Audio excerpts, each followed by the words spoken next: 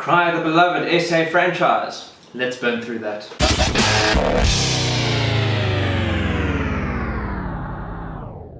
My name's Dax. My name's Nick. And welcome to the Cold Room, our YouTube rugby chat show. So this weekend, let's just say South Africa didn't fare too well. 3 out of 4 teams losing to foreign opposition, and the only team that won was the Sharks versus the Sunwolves, and that doesn't count. Nope. I mean, it was a good win, but it was their second boring match in a row. I mean, I don't know about you. It's pretty much just horses for courses at the present moment. Nothing flashy, nothing interesting, but we can go into more detail once we work our way through that game. But basically, the moral of the story this weekend was that South African teams are not faring well against foreign opposition, even at home, if we look at the Lions game. But let's start off from Friday morning, shall we? With our first South African team. Yeah. Highlanders versus Stormers in Dunedin. It really, first half I have to say, was a cracker of a half. I even sent you a message being like, dude, what a half. I mean, I had to take in the match by Twitter feeds. From what I could gather, the guys weren't keeping up. It was very quick paced, fast, lots of backwards and forwards. Yep. And then basically the injury front was quite heavy for the Stormers. If I recall correctly, 3 substitutions in the first half alone. So it really wasn't there for them from the start, and it just seemed like fitness got the better of them. Whether it's because half the bench had been playing for most of the game, or if it was just travel fatigue, not really sure what happened, but in the second half the Highlanders really just took it away from the Stormers and they just didn't answer. Yeah, again, gathering from the intel that I took from this game, also watching highlights, the lineouts misfiring again. The scrums I saw were 50-50 for both sides, so neither here nor there. Usually the Stormers are very dominant in the scrum. I think maybe it is the travel fatigue finally setting in, because the Stormers have been, their front pack have been decimating front rows. I mean, the Crusaders they did very well against. They decimated the Waratahs front row, and they decimated the Jaguars in week 1 as well. So there's no platform for the back line to move, and I think that's what's becoming the biggest problem for the Stormers at the present moment. The Highlanders, generally they're not the flashiest of the New Zealand teams, but I mean they had a really good win against the Blues. They've won this week with a really, really good win against the Stormers, but they're not the flashiest of New Zealand players. No, they're not. But then again, you look at the Stormers and really their strength is in their forward pack. Yeah. Their back line isn't doing anything fancy anymore. The back 3, while they're more solid with Lates at wing, Murray at fullback, you've still got the issue of Rule and Sinatla when they're on the field, that they have that turnstile tackle method. I saw Rule got 1 good tackle just before the Highlanders try, and then he got run over the subsequent 2 tackles that he attempted after that. I mean, and the centre pairing for me, it isn't working. I mean, Delende, he's not where he was, and I feel like he's getting selected based on who he was, not who he is right now. Viljoen had a decent game. I'll give that to him. He was good, but unfortunately there were some positional shifts due to injury, so Engelbrecht came on a bit early. Now Engelbrecht, he has the potential. We know he has the potential to be a really good centre. Back from when he was playing with the Bulls, he paired very well with Serpentine, so I'm really hoping that if he gets a strong runner on his inside, the Stormers backline can really shape up and get their act together. Because right now the Stormers aren't the team that has won the Africa Conference for 3 years in a row. No. And their defence is just nowhere near to where it was before. I mean, if we look at 2 seasons ago, the Stormers on paper at the end of the season had the least amount of tries scored against them. Although, to be fair, they also scored the least amount of tries. So there's a bit of a shift into the way they are playing, but I mean, the Stormers, I think, need to strike that balance between getting their forwards and backlines going forward. I mean, Delende either needs to come off the bench as an impact player for the next little while, I would think. Give some of the other guys a try. Maybe move Evia Viljoen, which is the outside centre, to inside centre, bring in JJ Engelbrecht and see if it straightens the line a little bit. He really just needs a tutorial from Janssen van Rensburg. Yeah. Because that is some straight line running there, and Yeah, I mean, let's try and shape things up. I mean, Rule needs to either be subbed in as an impact player later on, or we need to find a new wing to replace him. Rule impact. I disagree with you on that one. I think Rule needs to go to basic fundamental tackling class. And I mean, he's a great guy when he's got ball in hand, but you can't select a player just for their attack. But we're digressing quite a bit, yeah. But anyway, the referee for that game was Glenn Jackson. New Zealander. Yeah, New Zealander. He's arguably, I would say, one of the best New Zealand refs out there. Yeah. And yes, I know maybe we're getting a bit tedious here with our ratings, but he deserves his 8 out of 10. Yeah. I mean, I don't think any ref can have a perfect game. There's always going to be a knock-on or a high tackle or something that's missed. But generally, 8 out of 10, good game. Cool. Then we bring up the Australian conference for Friday, which is the Rebels versus the Brumbies. Also, the highlights and match statistics from me. I managed to watch the game at work, you know, a little laptop streaming while I was working on the actual computer in front of me. The Rebels are surprising me this year. I mean, you look at their season last season, won one game the entire season. Yeah, the season before that, also not very much going for them at all, unfortunately. And now they're undefeated, 3 from 3. I think really with bonus points. With bonus points, yeah. I think this talent acquisition from the Force has really helped them a lot. Also bringing Genia back from Europe, I think was a great move. Yeah, Genia's a fantastic fulcrum for the team. Yep. He's getting the forwards and backline going forward. I mean, he is a fantastic general. He's shown it for Australia for many years, and the Rebels benefiting from that. I mean, they've been scoring some really good tries. The backline and forwards are constantly going forward. Yeah. I mean, it's a different team from what we've seen. Completely different. And then you look at the Brumbies, and they're also a completely different team to what we're used to. Yeah. If you look back to when there was Jake White as coach, and then Stephen Larkham, they had those systems in place. In fact, Stephen Larkham took over as from assistant coach to head coach, so he knew the systems that worked. Yeah. Now Larkham's left, and yes, okay, great news that Lelio Fano is back on the field after his cancer treatment. I applaud him immensely. He's playing well. But, you know, one player playing well is not going to win you games. No. And the team just seems to be not cohesive anymore. No. Maybe it's because Moore isn't there anymore. I don't know really what's going on. They lost a few key players. Nick White's not there anymore at scrum half. But they're just not firing. I mean, the Rebels-Brumbies match last year or even the year before would be like, Rebels don't stand a chance. Brumbies by 20 points. And now we're seeing a complete reversal with the Rebels winning by 23 points. Yeah, so again, the Australian conferences with a lot of shake-ups and all that type of thing going to 4 franchises like the South African franchises.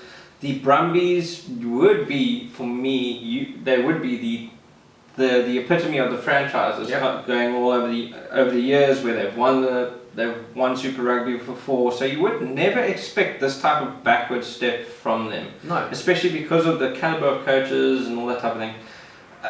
Yes, I agree, the team doesn't look like it's gelling that much, and you can't win games off individual brilliance. Yes, you can, in certain instances. I mean, we've seen it with the moment's brilliance with an intercept from Brian Abana to win the Bulls Super Rugby. But you can't rely on this without one player week in, week out. It's a moment's brilliance at key moments, and unfortunately the team is not working towards that. The Rebels more so doing that. A lot of the key players getting some really good go forwards, some fantastic tries, and yeah, I think this was a really good conference win for the Rebels. 3 from 3, all with bonus points. I think they're sitting in the top 3 on the Super Rugby log. Well, they're leading the Australian conference, so therefore by virtue of that, they're in the top 3 of the overall log. Yeah. Referee for this game, Will Houston. Listen, there was one little wrap around the neck that wasn't blown, so mark him down for that. But otherwise, good game. He didn't flow well. So nice rating of 7 out of 10 for him. Yeah. I'm not used to him refereeing games as yet, but we'll see what he does going forward. Yeah. Very good for the flow of the game. The 2 yellow cards that he gave, consistent in terms that both were in the 22 and both in within that 5 meter line. So very consistent in terms of for both teams, considering that it was yellow card for either team at both of those type of moments. So yeah, 7 out of 10 is a very fair marking. Well, for me, one of the games of the weekend happened first thing Saturday morning, and that was Hurricanes versus Crusaders. Now, I was impressed. It was a proper New Zealand derby. I mean, I think we said this every week. There's always been that New Zealand derby. I didn't expect the Hurricanes to walk away with the win from this one, given that they're travelling back from South Africa and Argentina. But I have to say, Geordie Barrett, wow, what a game. Well, the Barrett brothers in general were at the fore the whole game. Even Scott Barrett from the Crusaders. Yeah, I mean, it's funny, two brothers against another brother. Although the Crusaders Barrett is about the size of both of them together, so it was actually quite good. It was a good game overall. Beauden Barrett, for me, is the best fly half in the world at the present moment. Yeah, I would agree with you on that one. I think he makes Owen Farrell and even Hunter Pollard look like they're juniors playing high school rugby. And he's the smallest out of the three of them, if you consider it. Geordie Barrett, also not a very big guy, controlling the ball from the back really, really well. And they have such a great interchangeability, the two Barrett brothers. I mean, often Geordie Barrett would come in at first receiver if Beauden's tied up elsewhere in the field, and it was so smooth. It's not like other teams where it's like, oh shit, fly half's not there, who do I pass to? This was very like smooth transitions. I think the Hurricanes, even though like Dane Coles isn't playing right now, I think they did very well. I think Artie Sevilla also had a great game at flank.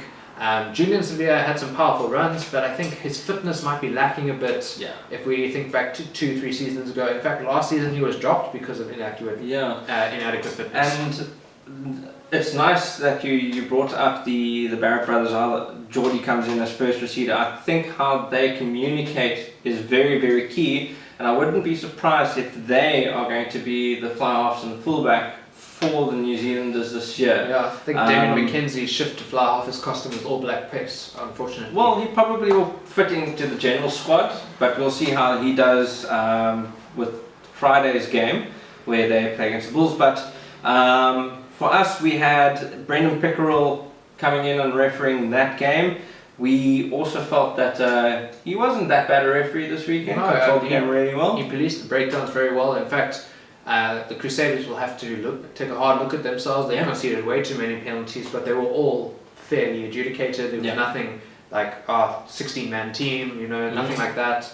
I think Brendan Pickerel, solid 8 out of 10 performance. Yes, we're getting a bit tedious with these 8 out of 10s, but you can't fault a good performance. No, you can't.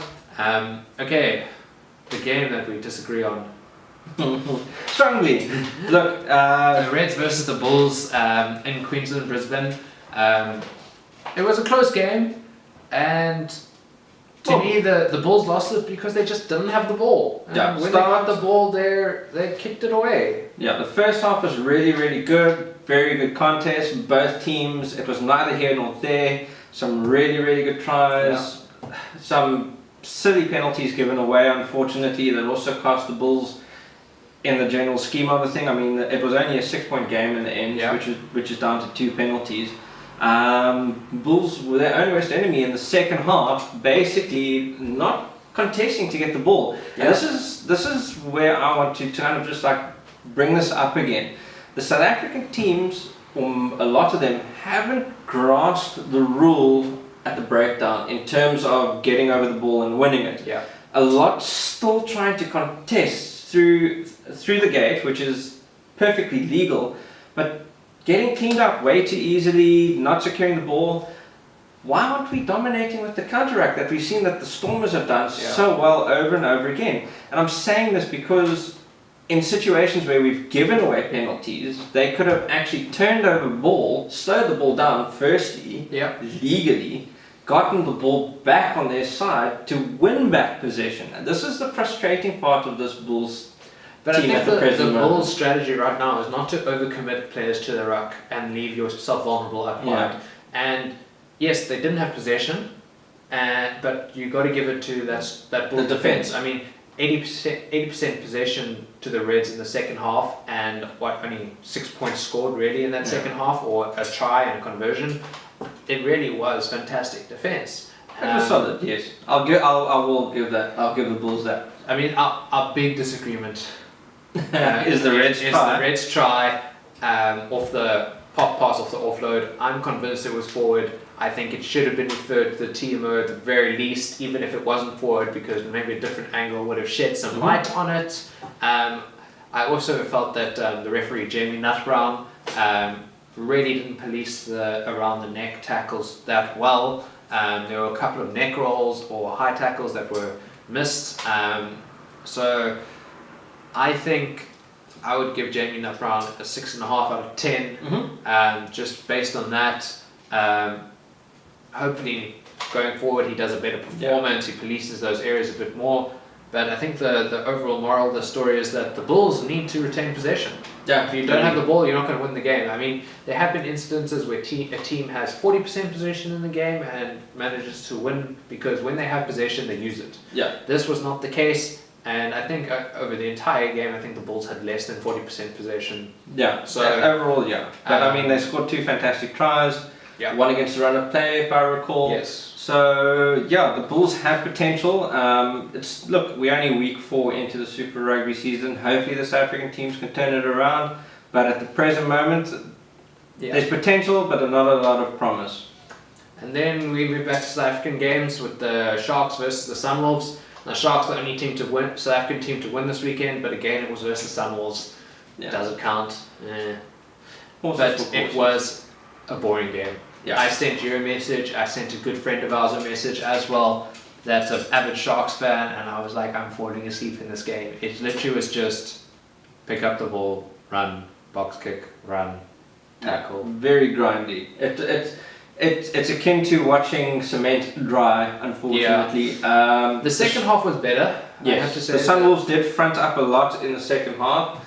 Dominated a little bit in the first half. I think the travel might have gotten to them a little bit, but they did find their footing as the game progressed. The Sunwolves are still competitive. I mean, they've got some really, really good competitive players. Yeah. I think, again, key moments at key times cost them possession, caused some turnarounds. I mean, there was a few fantastic breaks from Sunwolves' backs where they actually turned. Very good intercept. They had a good intercept. They turned the defence around, caught the defence napping a few times. Yeah.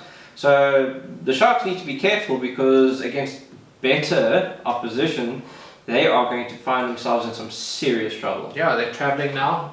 They're going over for their tour. Interestingly enough, most of the tries were scored by South Africans. I mean, you had Billy Brits score a try, and you had Wimpy van der Bolt score a try for the Sunwolves. That's true. So I feel like those are the 2 most South African names you could possibly have in the world. Japanese team. In a Japanese team. And I think then their wing got that intercept. Yeah. So something that maybe the Sunwolves need to look at is their national representation. I mean, you look at Michael Leach, number 6 for the Sunwolves. Yes, technically he is a Japanese citizen, but he used to play in New Zealand. Yeah. So I think it's something that maybe Japanese rugby needs to look at, because the whole point of the Sunwolves being in Super Rugby is to strengthen Japanese rugby. Yeah, I think this is probably just a phase that they're going through to bolster and make their team competitive, perhaps. But yeah, a lot of representation from outside teams, but at least it's still part of the Sanzar agreement, so I don't think they're going to get a slap on the wrist as much as we would think. But as long as they've got a representative of Japanese players, look, I'm not neither here for it or there for it, but nice to see them being a bit more competitive. Sharks with a comfortable win at the end. Look, not much positives out of it. I mean, Robert Dupree and Kerwin Bosch were both charged down. Put the Sharks under huge pressure, so their kicking game needs a lot of work. Some defensive frailties that we saw. Schroeder was also charged down. Schroeder was charged down as well. A few defensive frailties that we saw. Look, the Sharks also still a young team. Some combinations still trying to figure each other out. But yeah, I think they've got a long season ahead of them before they can actually consider themselves contenders. Federico Anselmi was the referee. I hope I said that right. I assume he's an Argentinian ref. I think and I found this with the Japanese ref as well. I've forgotten his name temporarily, but I think the refs that are reffing in a second language like English, they lose some of their confidence, and it's understandable. I mean, it's not their home language, but when it shows for the players, and then the players kind of act as if they can push the ref around or guide the ref a little bit, that's when I have to say it counts against them. Yeah. So I mean, second language, you're not versed in it, but own it, if that makes sense. And I felt he was slightly reserved because of it, and I think that showed. But otherwise, he had a good game. I have to say there was one incident where it was a knock-on in the lead up to a try that was debatable. Did it go down? Did it go forward? Did it go backwards? Yeah. But I think a 7 out of 10 is a fair rating for him. Yeah. And hopefully he just grows in confidence and just. Yeah, I mean we must understand that there is going to be Japanese referees, some Argentine referees, so the language barrier is going to be there, but I would like to see them be a little bit more assertive and a little bit more confident, even if they just go ruck not good or something like that. Look, I'm not trying to make fun of them or anything, but if they give like a clear, concise instruction or something like that, I think it will go a long way than to stumble over their words. So hopefully we'll see how he develops over the season. I mean, it is his first game that we've seen. Yeah. So yeah. Lions versus Blues at Emirates Elan Park. What a heartbreak. Yeah, this one really pulled on the heartstrings, considering that the Lions were dominating for 75% of that match. Yeah, I mean, that was really a surprise comeback from the Blues. I mean, you got to give it to them. Altitude. Yeah. They really still came at their flying it for 80 minutes. Their bench for that last quarter was next level. Although I have to say, their reserve scrum half, very slow. Yeah. Like, he was like jogging to the breakdowns, and when he got there, it was always like hold the ball, 1, 2, 3, pass. He really was not that type of pace you expect from a scrum half. Okay, he's a lot bigger than the average scrum half, but still, it was like.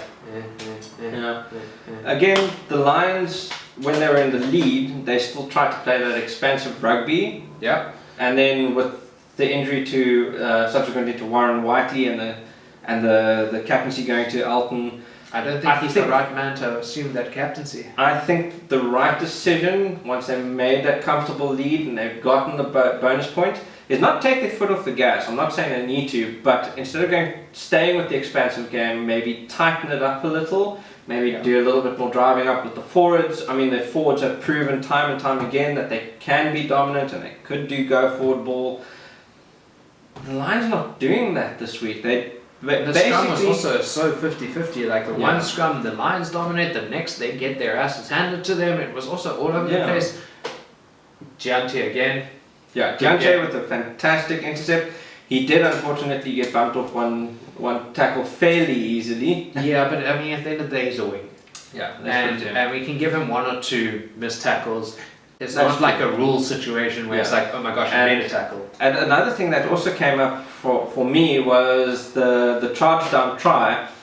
The ruling where Feltzman again made he made the right decision. There was no downward pressure on the ball from what I could see from the replay. No, it was definitely a knock.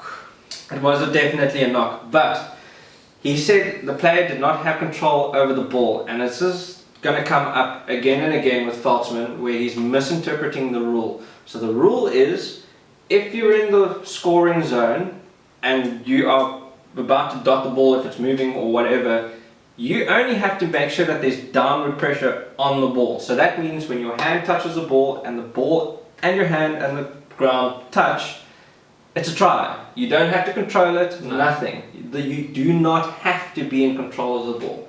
And this is something that we're going to see a lot in Feltzman, because he's saying no control over the ball, and he did it against the British, I think, not so long ago in one of the Six Nations. Yeah. And also, it was also a very close game at the end of last year's tour where the same thing happened. I think it was one of Wales' games where they could have pipped it at the end, and that's right. Really just didn't happen. Yeah, because apparently the player didn't have control over the ball. And that's not what the law says. The law is downward pressure. But anyway, Nick Berry was the ref of that game. fantastic game from him. Very fantastic. He really controlled it really well. I couldn't find fault in his performance really. And yeah, I mean, give it to him for allowing the Blues to really just run it straight back up. Yeah, I mean, it was a very fast-paced game.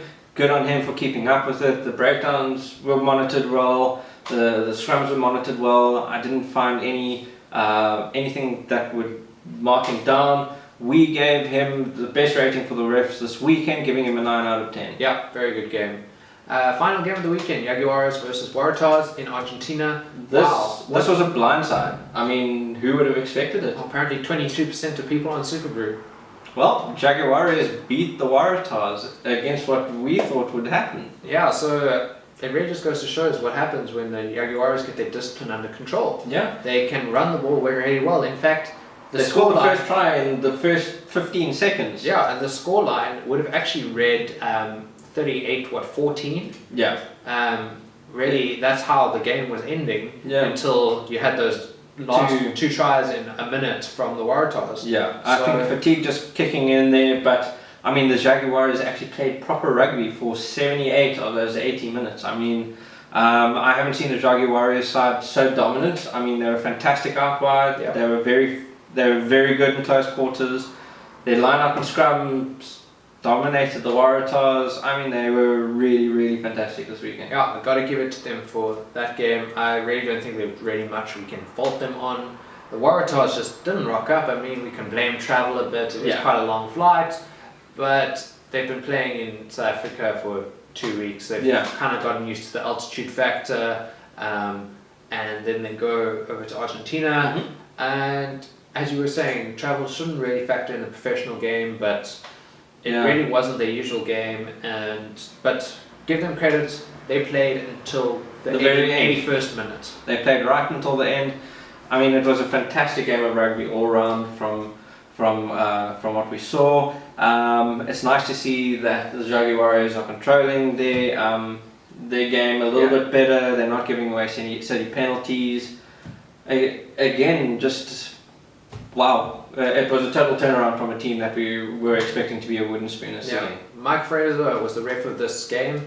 We marked him a little bit down. There was some inconsistencies with reffing the high ball and some knock-ons that were missed. But otherwise, a good game. I mean, there was virtually no discipline issues in this game, so it's great to see. So we gave him a solid 7 out of 10. You know, obviously just a couple of little missed things, but nothing too hectic there.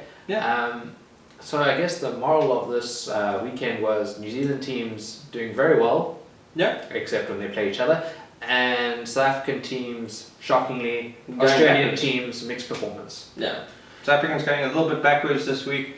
I mean, it's still early days, so we're only in week 4. It's an 18-week tournament, so we've still got a good 14 weeks left to go. I think some of the South African teams just need a little bit of confidence, get some close wins, or get some good wins behind them. Stormers, they need to take a look at their reserves and what reserves, if they have any left. I feel like Locke is a sore point right now. Yeah, so the Stormers will have to have a deep hard look and see how they're going to play out the rest of the season. Lions probably come back strong from this. I mean, they're also still an inexperienced team, lots of new players. Fingers crossed that Whiteley's injury isn't that serious. You could really feel he wasn't on the field for the Lions with that motivating factor. Sharks need to work on their game a little bit. I think they need more flair, more oomph, more. Not even that, just a little bit more injection of that back line. I mean, they got some really good players and really exciting players that they just need to unleash. I mean, everything feels a little bit restrained at the present moment.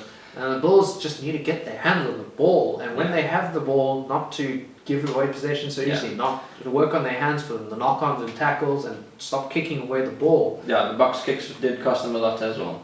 Yeah, so that's our summation of the weekend's rugby. So, like the video, subscribe to the channel, and stay tuned for our episode coming up later in the week. Yeah, also hit the bell icon at the bottom because it actually notifies you when we put a video out, and we're looking to do these twice a week, one being our review video, hopefully out every Tuesday, and then our preview every Thursday. Yep, so please, thanks for watching and like the video. Thanks for watching.